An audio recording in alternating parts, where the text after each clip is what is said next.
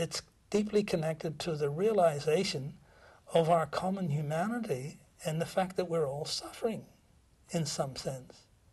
And the compassion is that in some equanimous way that we can actually, by our actions, we can actually make a difference to alleviate or reduce that suffering.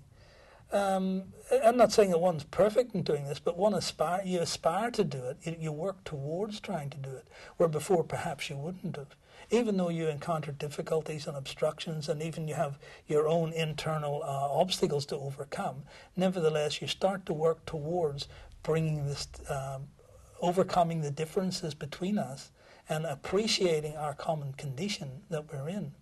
I'd like to see compassion expressed on the basis of wisdom. In other words, wisdom which is found through realization. In other words, where people would actually do some basic practices to try to deconstruct the world that we've created here, deconstruct it and reconstruct it in a way which recognizes our common humanity. I think the Dalai Lama pointed this out. And perhaps otherwise people, but that actually leads people towards a realization of our common humanity and our common predicament, because then I think compassion will be spontaneous. I think it'll arise spontaneously, and from that will follow compassionate action. This is what I feel. For example, on the basis of that, of gaining this and working towards cultivating peace always, I met up with Rabbi Dr. Brika Nazariah, who I've mentioned to, and I believe you're going to interview later, who's the spiritual leader of the Mandaean community here in Sydney. And of course, the reason why the largest group of Mandaeans are in Sydney today is because of our military incursion into Iraq.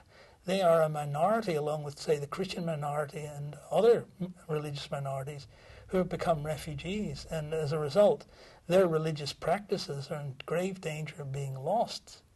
Now, not only that, other esoteric traditions, their practices are in danger of being lost as well.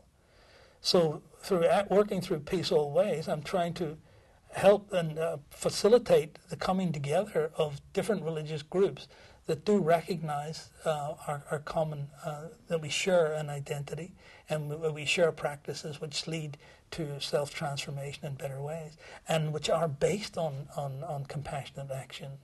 So really just trying to promote that.